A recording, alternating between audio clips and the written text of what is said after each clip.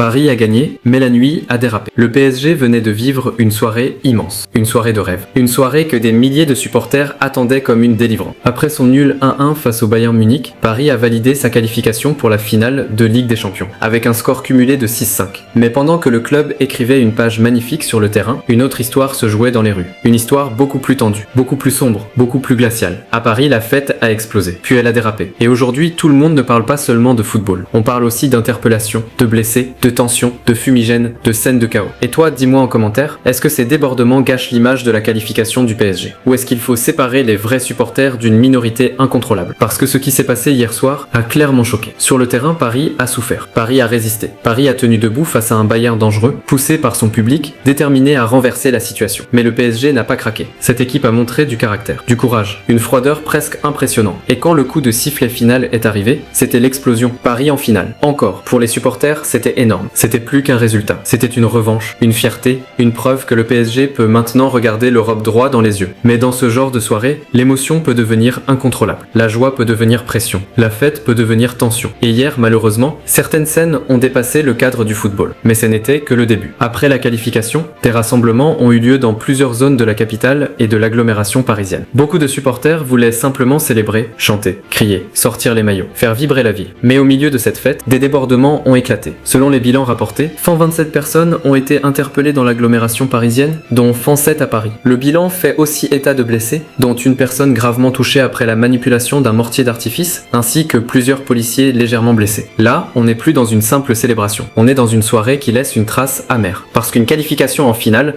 normalement, ça doit faire rêver. Ça doit donner des images fortes, belles, populaires. Des familles, des chants, des drapeaux, des sourires, des larmes de joie. Mais quelques scènes de tension ont suffi pour salir une partie du tableau. Et c'est ça qui est terrible. Une minorité peut gâcher l'image d'une majorité. Une poignée d'individus peut transformer une fête magnifique en sujet polémique. Et les ennemis du PSG n'attendaient que ça. Mais le plus inquiétant, c'est la vitesse à laquelle tout peut basculer. Le football, c'est l'émotion, c'est la folie, c'est parfois l'excès dans les chants, dans les cris, dans les réactions. Mais il y a une limite. Quand des fumigènes, des mortiers ou des mouvements de foule entrent dans l'histoire, ce n'est plus seulement du folklore. Ça devient dangereux, vraiment dangereux. Et c'est là que le récit devient effrayant. Parce qu'une soirée de fête peut tourner au drame en quelques secondes. Une mauvaise manipulation, une course, une panique, une charge, un mouvement mal contrôlé. Et soudain, ce qui devait être un souvenir historique devient une image honteuse. Attention, il ne faut pas tomber dans le piège facile. Tous les supporters du PSG ne sont pas responsables. La grande majorité voulait célébrer une victoire sportive. Beaucoup ont vécu cette soirée avec passion, sans violence, sans débordement. Mais la minorité qui dépasse les limites fait énormément de dégâts. Elle donne une mauvaise image du club. Elle donne une mauvaise image de la ville. Et surtout, elle vole une partie de la lumière aux joueurs. Et là, la vraie question se pose. Sportivement, Paris est en feu. Le club est en finale. Les joueurs ont répondu présent. Luis Enrique et son groupe continuent d'avancer avec une confiance énorme. Tout devrait être tourné vers la finale, vers l'adversaire, vers le rêve européen. Mais à cause des incidents, une partie du débat se déplace. Au lieu de parler uniquement du courage du PSG,